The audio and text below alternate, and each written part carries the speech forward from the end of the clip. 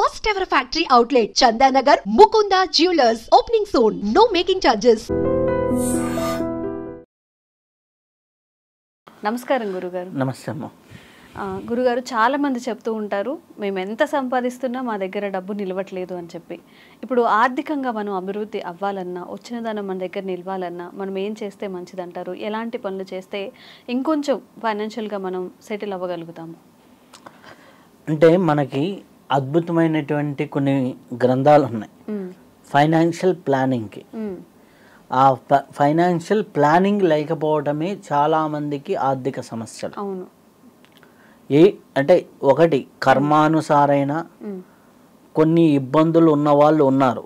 వీళ్ళు 100%లో మనం చూస్తే 20-30% ఉంటారు. మిగిలిన 70% ఆర్థికంగా ఇబ్బంది పడుతున్నారు. అంటే వాళ్ళు ప్లానింగ్ లేకుండా చేసుకోవటం వల్లే ఇబ్బందులు జరగటం అన్నమాట. సో నాకు ఎట్లా అంటే దీనికి మనకు మంచి ప్రిన్సిపల్ ఉంది. ఫైనాన్షియల్గా బాగా ఎదగాలి అంటే ఏం చేయాలి అంటే, ఫస్ట్ మన ఫైనాన్షియల్గా ఎదగాలి అంటే మన రెస్పాన్సిబిలిటీస్ ఏంటి అనేది ఒక లిస్ట్ అవుట్ చేసుకోవాలి. నా కుటుంబ బాధ్యత ఏంటి, నా ఆరోగ్య బాధ్యత ఏంటి, నా వ్యక్తిగత బాధ్యత ఏంటి, అలాగే ఇవి కాకుండా అలాగే నా చుట్టూ ఉన్నటువంటి సమాజ బాధ్యత ఏంటి, పిల్లల బాధ్యత ఏంటి, ఇలా మనం ఒక డిసిప్లిన్గా బాధ్యత తీసుకొని దానికి నేను ఎంత రెస్పాన్సిబిలిటీస్ ఉన్నాను, ఆర్థికంగానే కాదు అన్ని కోణాల్లో నేను చెప్తున్నాను. ఆ రెస్పాన్సిబిలిటీ అనేది తీసుకోగలిగితే, ఆ రెస్పాన్సిబిలిటీని రెగ్యులరైజ్ చేయగలిగితే, ఆ రెస్పాన్సిబిలిటీని నెక్స్ట్ లెవెల్ స్టెప్ రెగ్యులర్గా చేయగలిగితే, ఓకే, అది ఒక డిసిప్లిన్ యాక్షన్ కింద మారుతుంది. అప్పుడు ఒక ఆర్గనైజింగ్ వేలోకి వస్తుంది. అప్పుడు ఫస్ట్ ఏమవుతుంది, రెస్పాన్సిబిలిటీ, రెగ్యులారిటీ, తర్వాత ఆర్గనైజేషన్. ఎప్పుడైతే ఆర్గనైజింగ్గా వచ్చిందో ఈ మూడు ఎవరైతే పాటిస్తారో వాళ్ళకి ఫైనాన్షియల్ ప్రాబ్లమ్స్ ఉండవు. అంటే ఫర్ ఎగ్జాంపుల్, నేను మొన్న ఒకరు వచ్చారు నా దగ్గరికి ఆస్ట్రాలజికల్గా క్లయింట్ లాగా. వచ్చినప్పుడు ఆవిడ చాలా కాస్ట్లీ చీర కట్టుకున్నారు. అంటే అరౌండ్ చాలా అన్నమాట. నేను అన్నాను, వాళ్ళ ఫైనాన్షియల్ స్టేటస్ అంత ఉండి కట్టుకుంటే తప్పులేదు. ఆ అమ్మాయి నాకు బాగా తెలిసిన అమ్మాయి కాబట్టి నేను చెప్తున్నాను అనమాట. సో ఏంటి, స్థితికి మించినది అన్నమాట.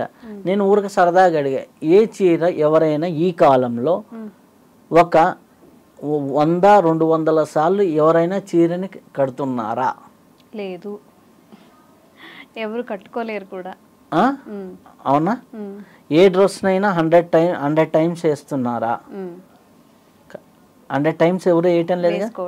100 టైమ్స్ నువ్వు డ్రెస్ని రిపీట్ చేయాలంటే మినిమం ఆ డ్రెస్ని 6-7 ఏళ్ళు వాడాలి. అర్థమైందా? సో దానికి ఎంత కాస్ట్ పెట్టాలి నీ సంపాదనలో, దానికి నీ కాస్ట్ ఎంత, నీ 10,000 రూపాయల సంపాదన అనుకోండి, దానికి తగినట్టుగా పెట్టి, లేదా 1,00,000 రూపాయల సంపాదన అనుకోండి, దానికి తగినట్టుగా ఎంత కేటాయించాలి. ఇక్కడ కూడా నీ విచక్షణే. అవును. ఆ కేటాయింపు అనేది కరెక్ట్గా ఉంటే, ఆ బ్యాలెన్స్ అనేది కరెక్ట్గా ఉంటే ఆటోమేటిక్గా నీకు అన్నిట్లో ఆ బ్యాలెన్స్ వస్తుంది. ఓకే, మొన్న నా దగ్గరకు ఒక అతను వచ్చాడు, 2 lakhs శాలరీ, 160 lakhs ఈఎంఐస్ ఉన్నాయి, 2 నెలలు జాబ్ పోయింది, విల కొట్టుకుంటున్నాడు. అర్థమైందా? అతను 1 lakh శాలరీకి ఈఎంఐలు ఉండి 1 lakh సేవింగ్ చేసుకుంటూ ఉండి ఒక 50,000 ఫ్యామిలీ ఖర్చు పెట్టుకుంటూ 50,000 పర్సనల్ సేవింగ్ ఉందనుకోండి, ఆటోమేటిక్గా అతని జీవితం ఎలా ఉంటుంది? పీస్ఫుల్గా ఒక 4 నెలలు ఒక 6 నెలలు జాబ్ లేకపోయినా సేవింగ్లో అమౌంట్తో బ్యాలెన్స్ అవుతుంది. ప్రతి నెల అలా ఉండాలని లేదు కదా. మనకి కోవిడ్ లాంటి పరిస్థితులు వచ్చాయి. అప్పుడు సప్తగ్రహ కూటమి వచ్చేసి మనకి 2.5 years ఉంది. రేపు రాబోయే రోజుల్లో ఇంకా అంతకంటే పెద్దది వస్తుంది. 26th మిడిల్ నుంచి 31 వరకు చాలా దారుణమైన పరిస్థితులు ఉంటాయి. ఇట్లాంటి పరిస్థితుల్లో నువ్వు సేవింగ్ ఉన్న పర్సన్ అనుకోండి, ఇటువంటి పరిస్థితులు వచ్చినా ఏమీ కాదు. సేవింగ్సే లేని పర్సన్ అనుకోండి, ఏమవుతుంది? వాడి జీవితం విలవిల్లాడుతుంది. ఇక్కడ మనకి ఇవన్నీ ఫిజికల్ డైమెన్షన్లో కనిపించేవి. ఓకే, మనము చాలామంది అంటారు లక్ష్మీదేవిని ఉపాసిస్తే డబ్బులు బాగా వస్తాయి. మనకి రెమెడీస్లో కూడా చాలా చెప్తారు, ఇలా దీంతో పూజలు చేయండి, ఇది దీపం పెట్టుకోండి, ఉప్పు దీపం. ఓకే, అవన్నీ ఏం చేస్తుంది అంటే నీకు నీ సంపదని ఎలా ఖర్చు చేయాలో, ఎలా బ్యాలెన్స్ చేయాలో, ఎలా రెగ్యులైజ్ చేయాలో నేర్పించడానికి కావాల్సిన విచక్షణని బుద్ధిని ఇస్తుంది. ఓకే, నీకున్న సంపదని ఎలా బ్యాలెన్స్ చేసి రెగ్యులైజ్ చేసుకోవాలో ఇచ్చే ప్లానింగ్ని రావడానికి లక్ష్మీదేవి సహకరిస్తుంది. ఆ ఎన్విరాన్మెంట్ క్రియేట్ అవ్వడానికి కావాల్సిన ఇదిని ఇస్తుంది. ఓకే, అప్పుడు నీకేమవుతుంది? తెలియకుండానే ఆ ఫ్లోలో వెళ్ళిపోతూ ఉంటాం, సేవింగ్ అవుతూ ఉంటుంది. అప్పుడు దానికోసం మన ఆరాధన, మన డివైన్ ఎనర్జీ కావాలి. ఆ డివైన్ ఎనర్జీని నువ్వు ధ్యానంలో సంపాదిస్తావా, చక్రాస్ యాక్టివేషన్లో సంపాదిస్తావా, లేకపోతే ఇంకొక పూజా విధానంలో సంపాదిస్తావా, తీర్థయాత్రలు చేసి సంపాదిస్తావా? ఎలా చేసుకో. మీకు అనాహత చక్రం, హృదయ చక్రం, మన షట్చక్రాల్లో హృదయ చక్రంలో మంచి ఎనర్జీ ఉంటే వారికి ఫైనాన్షియల్ ప్రాబ్లం అనేది ఉండదు. హృదయ చక్రం మంచిగా ఉండాలి అంటే వాడు బుద్ధి ఏముండాలి? చాలా ప్లెయిన్గా ఉండాలి. ఎవరితో మనం పోయి ఒక షాప్లో కొంటాం? ప్రశాంతంగా మాట్లాడే వ్యక్తి దగ్గరికి పోయి షాప్లో కొంటాం. మంచిగా పలకరించే వ్యక్తి దగ్గరికి పోయి వ్యాపారం. వాడు ఎక్కడి నుంచి మాట్లాడుతున్నాడు? హృదయం నుంచి మాట్లాడుతున్నాడు. అవునా? మృదు స్వభావి, మృదువుగా మాట్లాడే వాళ్ళ దగ్గరికే వ్యాపారం జరుగుతుంది. లక్ష్మీదేవి కూడా అక్కడికే వెళ్తుంది. నువ్వు నీ ఇంట్లో ఎంత మృదుంగా ఉన్నావు, మృదుత్వంగా ఉన్నావు, నువ్వు ఎంత ఉన్నావు, నీ ఇంట్లో లక్ష్మీదేవి స్వరూపమైనటువంటి తత్వాలకి విలువనివ్వకుండా నువ్వు జీవన విధానం ఉండి నాకు లక్ష్మీదేవి కావాలంటే, ఒకరు వచ్చారు ఇంటికి, మంచినీళ్ళు ఇవ్వాలి, నువ్వు కూర్చొని పట్టించుకోలేదనుకోండి, ఏమవుతుంది? వాడు దప్పికతో వెళ్ళిపోయాడు బయటికి అనుకోండి, అక్కడ వాటర్ అనే ఎలిమెంట్ వీక్ అయింది. లక్ష్మీదేవి వనరుల్లో వాటర్ అనేది ఒకటి. నువ్వు మంచినీళ్ళు తాగేటప్పుడు దాన్ని ప్రేయర్ చేసుకొని హ్యాపీగా నాకు ఆర్థిక వృద్ధిని పెంచు, నాకు మానసిక ప్రశాంతత పెంచు అని వాటర్ని పట్టుకొని ప్రేయర్ చేసుకొని కానీ తాగితే నీ బాడీని హీల్ చేసే తత్వం దాంట్లో ఉంది. అదే దాన్ని తిడుతూ తాగామనుకోండి, ఎంబడి ఇరిటేషన్ తెచ్చే తత్వం కూడా వాటర్కు ఉంది. వాటరు ఎనర్జీని క్యారీ చేస్తుంది. అందుకని దేవుడి దగ్గరగా పెట్టినటువంటి వాటర్లో ఆ వైబ్రేషన్స్ లాక్కుంటుంది కాబట్టి ఆ వాటర్ని తీర్థంగా మనకు ఆలయాల్లో ఇస్తారు. దైవత్వ వైబ్రేషన్స్ని బాగా తీసుకుంటుంది కాబట్టి తీర్థంగా ఇస్తారు. ఎప్పుడైతే ఫైనాన్షియల్ డిసిప్లిన్ లేకపోతే, ఎప్పుడైతే నువ్వు నిత్య జీవితంలో ఒక ఆర్గనైజింగ్ లేకపోతే లక్ష్మీదేవి తత్వం అనేది నీ ఇంట్లోకి ఉండదు. లక్ష్మీదేవి తత్వం అనేది లేకపోతే నువ్వు ఎన్ని లక్ష్మీ పూజలు చేసినా, ఎన్ని యజ్ఞాలు చేసినా, ఎన్ని కుబేర హోమాలు చేసినా, ఎన్ని కుబేర దీపాలు, ఆకాశ దీపాలను వెలిగించినా, ఉప్పు దీపాలను పెట్టినా, బంగారు పూలతో లక్ష్మీదేవికి పూజ చేసినా ప్రయోజనం లేదు. కాబట్టి నీలో ఆ తత్వాన్ని నింపుకొని ఆ తత్వంతో నువ్వు జీవిస్తున్నప్పుడు ఆటోమేటిక్గా వాళ్ళని చూడంగానే మనకిస్తుంది. చూడంగానే అమ్మాయిని చూడరా లక్ష్మీదేవి లాగా ఉంది, ఆ ఇంట్లో లక్ష్మీదేవి ఖచ్చితంగా వస్తుంది. ఇంట్లో క్లీన్గా లేకుండా, నీట్నెస్గా లేకుండా ఎలా పడితే అలా ఉంటే ఆ ఇంట్లోకి లక్ష్మీదేవి ఎలా వస్తుంది? లక్ష్మీదేవి అడుగు పెట్టడానికి వీలుగా మన ఇల్లు, మన వాతావరణము, మన మనస్సు, మన పరిసరాలు అంత శుచిగా, అంత వైబ్రేటెంట్గా మనం జీవిస్తూ ఉంటే ఆటోమేటిక్గా ఆ ఇంట్లో ఎప్పుడూ లక్ష్మీ ఉంటుంది, అమ్మవారు ఉంటారు. ఎప్పుడైతే నువ్వు తిట్టుకుంటూ కొట్టుకుంటూ ఉన్న ఇళ్లల్లో, ఏడ్చే ఇళ్లల్లో, ఆడపిల్లల్ని ఏడ్పించే లక్ష్మీదేవి ఉండమంటే ఎక్కడ ఉంటుంది? మనమే ఇప్పుడు ఫర్ ఎగ్జాంపుల్ ఒకరింటికి వెళ్ళాం, వాళ్ళు మనకు తెలిసిన బంధువులే, వాళ్ళు వైఫ్ అండ్ హస్బెండ్ ప్రతి ఒక్కదానికి కొట్టుకుంటున్నారు, వాళ్ళ ఇంట్లో 2 రోజులు ఉండబుద్ధి అవుతుందా? లేదు, ఎప్పుడెప్పుడు వచ్చేద్దాం అనిపిస్తూ ఉంటుంది. మన పని చూసుకొని ఇక్కడి నుంచి బయటపడదాం రా అన్నట్టుగా ఉంటుంది. రెండోసారి ఆ ఇంట్లోకి వెళ్ళబుద్ధి అవుతా? మనిషిగానే ఇలా అనిపిస్తే దేవత ఏమంటుంది? అర్థమైందా? లక్ష్మీదేవి తత్వాన్ని నింపుకొని, లక్ష్మీదేవి గుణాలను నింపుకొని మన వనరుల్ని మనం పెంచుకుంటూ మన జీవితంలో రెస్పాన్సిబిలిటీని, అలాగే రెగ్యులారిటీని, అలాగే ఆర్గనైజింగ్ని ఇవి పెంచుకుంటూ, అప్పుడు నువ్వు వీటికి బలాన్ని ఇవ్వడానికి నువ్వు ఏ బీజమంత్రం చేసినా, లక్ష్మీదేవికి సంబంధించిన ఏ పూజ చేసినా ఆటోమేటిక్గా నువ్వు ఒక్కసారి అట్లా చేస్తే ఇక్కడ 100 రెట్లు ఫలితం వస్తుంది. ఇది లేకుండా 100 సార్లు పూజ చేసినా ఒకసారి ఫలితం రాదు. చాలామంది మిస్ చేస్తుంది. పూజల గురించి అని చెప్పేస్తాను, కానీ పూజ చేసినప్పుడు పూజకి తగిన గుణము బుద్ధి మారకపోతే ఉంటుంది. ఇప్పుడు ఒక మంచి కంపెనీలో 10 లక్షలు సంపాదించేవాడికి, 1,00,000 రూపాయలు సంపాదించేవాడికి స్కిల్లో పెద్ద తేడా ఉండదు, వాడి మైండ్ సెట్లోనే తేడా ఉంటుంది. ఆ మైండ్ సెట్ మార్చగలిగితే, ఆ మైండ్ సెట్ ఆ విధంగా ఉంచుకోగలిగితే ఆటోమేటిక్గా లక్ష్మీదేవి తత్వం అనేది వాడి దగ్గర ఉంటుంది. మైండ్ సెట్ మారకుండా నువ్వు ఎన్ని యాంత్రికంగా ఎన్ని చేసినా అవి యాంత్రికమే, అవి భౌతికమే. దాని తాలూకు పుణ్యకర్మ వస్తుంది చేసినందుకు, ఏదో కొద్దిగా బ్లెస్సింగ్స్ వస్తాయి, అనుకున్నంత ఫలితం రాదు. ఇప్పుడు నువ్వు ఒక అమ్మాయి కనిపించింది, పాపం ఏదో ఇబ్బందులు ఉన్నాయి, నేను లక్ష్మీదేవికే ఇస్తున్నానని అమ్మాయికి హెల్ప్ చేసావు అనుకో, లక్ష్మీదేవి నీ ఇంట్లో ఖచ్చితంగా ఉంటుంది.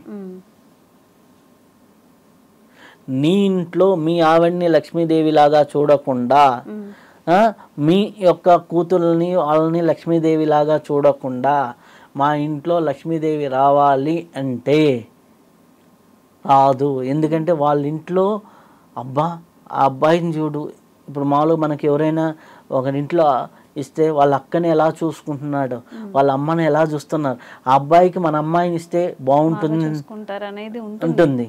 అలాగే లక్ష్మీదేవి కూడా ఫీల్ అయ్యే తట్టుగా, అంటే ఆ ఇంట్లో ఉంటే వెళ్ళాలరా అనిపించే విధంగా నీ జీవన విధానం ఉండాలి.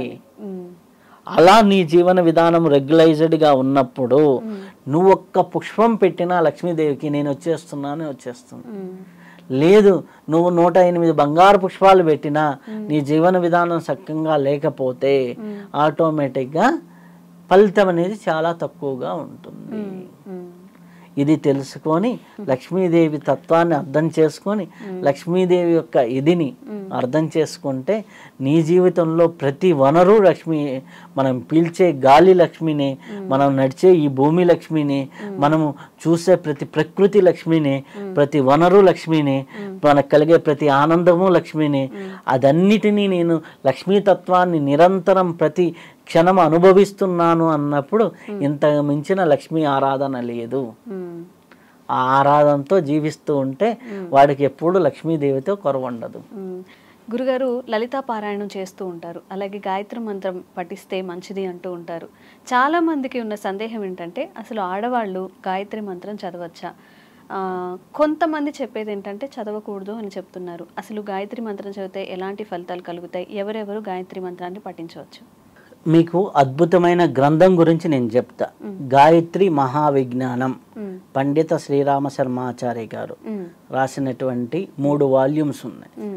ఆ గ్రంథాన్ని చదివిన వాళ్ళకి ఈ డౌట్లు ఏవి ఉండవు. ఓకే, ఎందుకు అంటే గాయత్రి అనేది మగవాళ్ళకే కాదు, మీకు నార్త్ ఇండియా సైడ్ వెళ్తే మన జంజాలు వేసుకుంటారు కదా బ్రాహ్మిన్స్, వీళ్ళు ఆడవాళ్ళకు కూడా జంజాలు ఉంటాయి తెలుసా. మనకు సౌత్ ఇండియాలో ఉండవు, నార్త్ ఇండియాలో ఉంటాయి. ఎందుకు ఉండవు అంటే దీంట్లో చరిత్రలో చాలా పెద్ద స్టోరీ ఉంది. మనకి ఇటుపక్క అంతా కూడా ఈ రాష్ట్రాల్లో ముస్లిం పాలన ఎప్పుడైతే వచ్చిందో, ఢిల్లీ ఈ కింది భాగంలోకి వచ్చినప్పుడు, ఆ ముస్లిం పాలన వచ్చినప్పుడు జంజాలు వేసుకునే వాళ్ళందరికీ శిస్తు కట్టాలి అనేది వచ్చేది. అప్పుడు శిస్తు కట్టడానికి వెళ్ళినప్పుడు అప్పుడు ఆడవాళ్ళు ఎవరైతే మంచిగా ఉంటారో వాళ్ళని లాక్కొని వెళ్ళిపోయేవాళ్ళు. ఓకే, సో జంజం వేసుకుంటే ఇంత ప్రాబ్లమా అని ఎక్కడైతే ఇబ్బంది ఉంది అనే ప్రాంతం అప్పుడు జంజాలు తీసేశారు. 16th సెంచరీకి ముందర ఉండేది.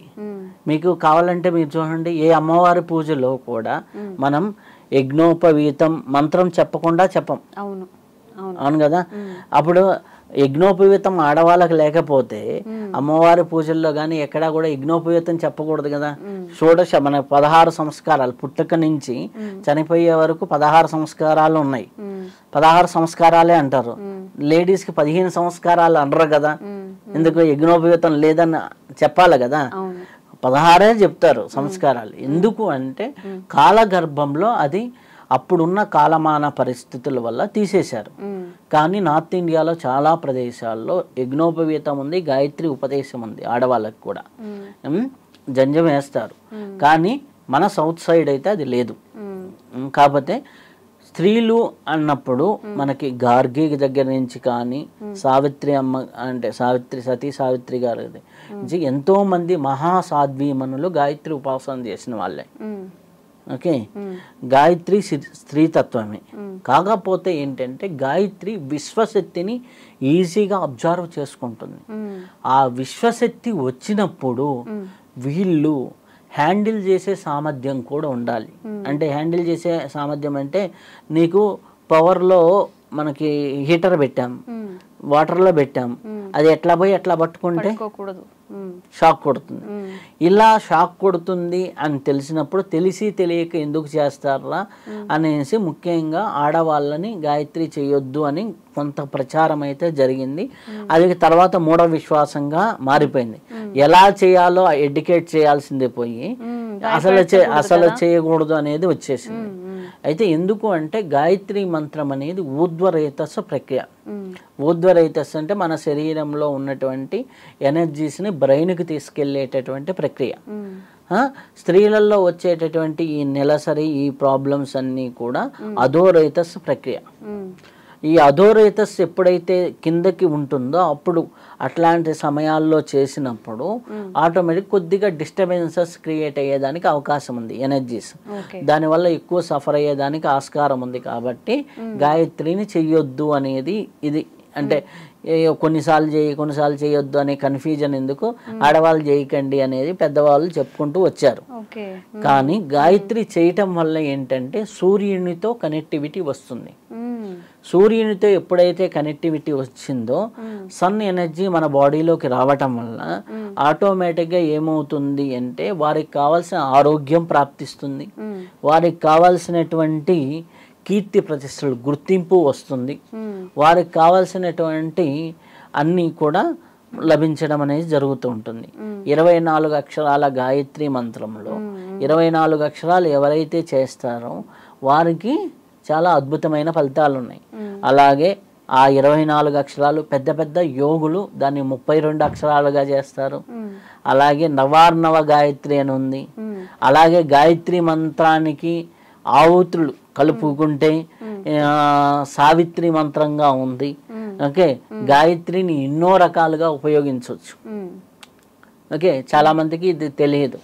కానీ ఆ గాయత్రి శక్తిని వాడుకోవడం మటుకు చాలా మంచిది.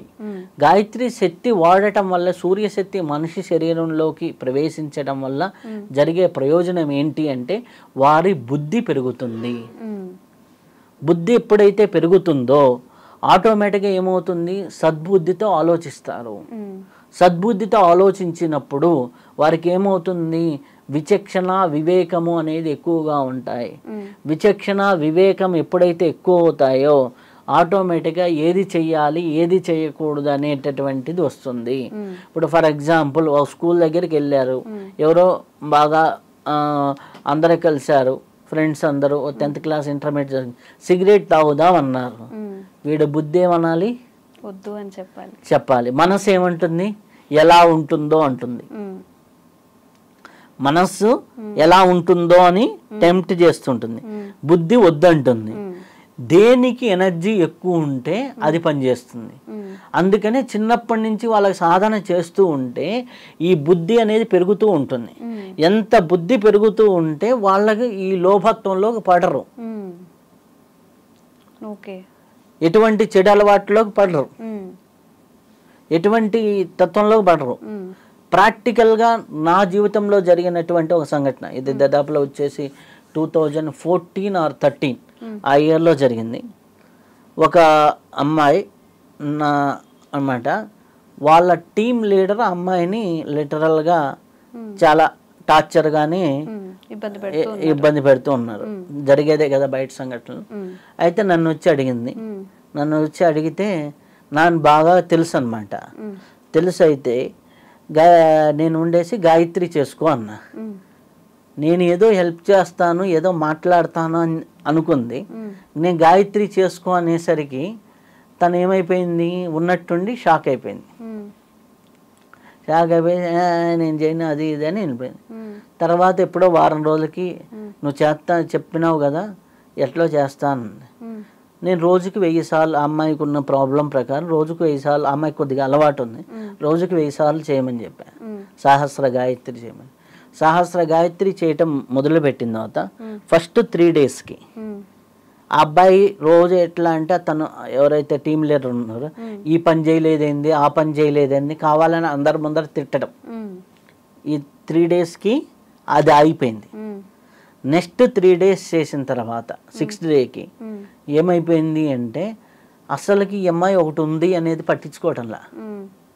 9th డే ఎప్పుడైతే ఈ అమ్మాయి 9 రోజులు నేను చేయమని చెప్పాను, 9 రోజులు చేసిన తర్వాత 9th డే ఎవరైతే ఉన్నారో అతనే వచ్చి ఏమన్నారు అంటే, గత 3 రోజుల నుంచి నీ ఫేస్ గమనిస్తున్నా, మా అమ్మ కనిపిస్తుంది నీ ఫేస్లో అన్నారు.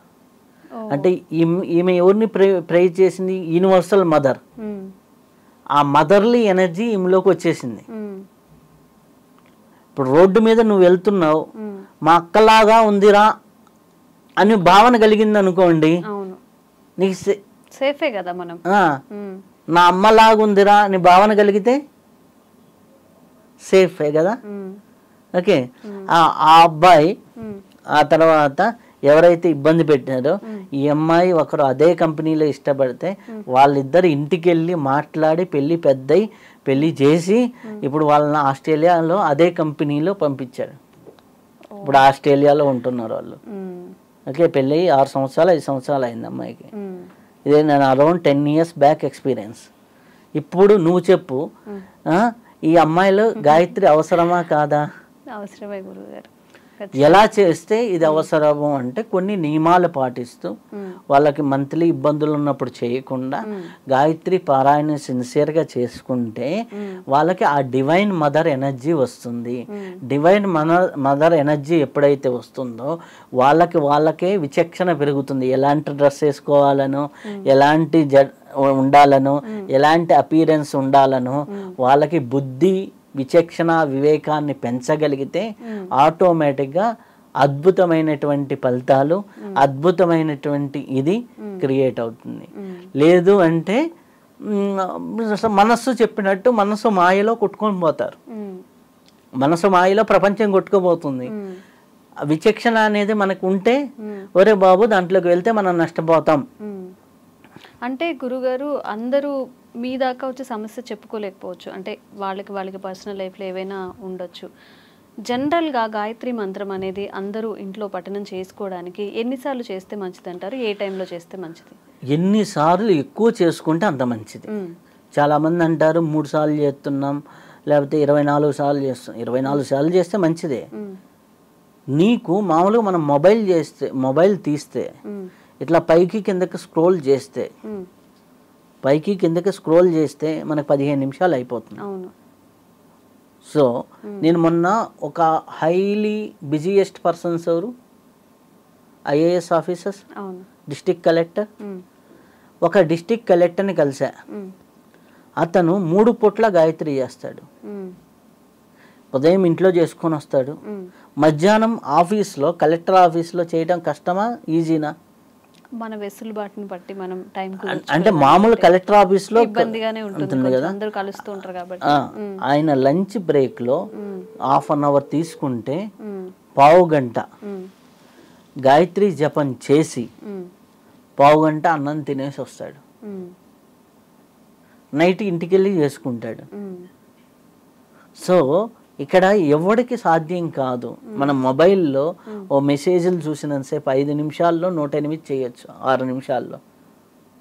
3 మాలలు గాయత్రి చేయాలంటే 15 మినిట్స్, కనీసం 3 మాలలు అంటే 3 మాలలు అంటే 3 108. ఒక 1 అవర్ కేటాయిస్తే సహస్రం. ఒక 1 అవర్ రోజు గాయత్రి ఒక 41 డేస్ కానీ, లేదా 108 డేస్ కానీ, లేదా ఇంకా పండిత శ్రీరామ శర్మాచార్య గారు చెప్పిన 1,00,000 బాతిక అంటే 1,25,000 గాయత్రి గాని చేసి ఒక పని కాలేదు, అది ఇల్లు కట్టుకోవటమా లేకపోతే ఇంకోట 1,25,000 గాయత్రి గాని చేయగలిగితే వాళ్ళకి ఏ ప్రాబ్లం ఉన్నా కానీ వెళ్ళిపోతుంది. కాకపోతే నియమాలతో, ఎలా పడితే అలా కాకుండా నియమాలతో, మన స్పిరిచువల్గా మనం ఆలయానికి వెళ్ళేటప్పుడు ఎటువంటి నియమాలు పాటిస్తామో అటువంటి నియమాలతో చేయాలి. ఎటువంటి అంటే శాకాహారాన్ని తీసుకుంటూ ఇంట్లో ఎటువంటి అంటు ముట్లు ఇవన్నీ లేకుండా కలపకుండా ఉన్నటువంటి ప్రదేశాల్లో కూర్చొని ప్రశాంతంగా పూజ గదిలో కూర్చొని చేయటం. అట్లా కుదరకపోతే రోజు 1 గంట దగ్గరలో ఉన్న టెంపుల్కి వెళ్ళేసి ప్రశాంతంగా పూజ చేసుకొని జపం చేసుకొని వచ్చి ఇంటికి వచ్చి మీ డ్రెస్ మీరు వేసుకొని వెళ్ళండి. అయితే గురుగారు, ఇప్పుడు మనం రోజు పారాయణం చేస్తాము, గాయత్రి పారాయణం చేస్తున్నాము, వీక్ మొత్తం అవాయిడ్ చేసినా సండే ఒక రోజు నాన్ వెజ్ తింటూ ఉంటారు. మరి ఆ రోజు పొద్దున్న చేసుకోవచ్చా, స్కిప్ చేస్తే మంచిది అంటారా? అంటే ఎనీథింగ్ మంత్ర జపం, ఎనీథింగ్ పారాయణ, ఎనీ సాధన, అసలు మనిషి అన్న వాడికి నాన్ వెజ్ పనికిరాదు. సింపుల్. మనిషి అన్న వాడికి మనిషి నాన్ వెజ్ తినడానికి పట్ల. అవును, కానీ ఇప్పుడు లైఫ్ స్టైల్లో భాగమైపోయింది కదా. లైఫ్ స్టైల్లో భాగమైంది అంటే నువ్వు జీవితంలో ఉన్నతి చెందాలి అంటే కొన్ని అవాయిడ్ చేయాలి. విధి లేని పక్షాల్లో కొన్నిట్లో మేమైతే ససేమిరా అంటాం. కాకపోతే విధి లేని పక్షాలు ఎక్కడన్నా తినాల్సి వచ్చి ఏదన్నా ఇబ్బంది జరిగితే ఆ రోజుకి ఆ మరుసటి రోజుకి స్కిప్ చేసేసి మరుసటి మళ్ళీ చేసుకోవటం. ఓకే ఓకే, నిజంగా చాలా చక్కగా చెప్పారు గురుగారు. ఈ వీడియో చూసిన వాళ్ళకి ఒక క్లారిటీగా వస్తుంది, అంటే గాయత్రి మంత్రం ఎప్పుడు చేసుకోవచ్చు, చేసుకోవడం వల్ల లాభాలు ఏంటి, ఎన్నిసార్లు చేసుకోవచ్చు అని. సంతోషం గురుగారు, ధన్యవాదాలు.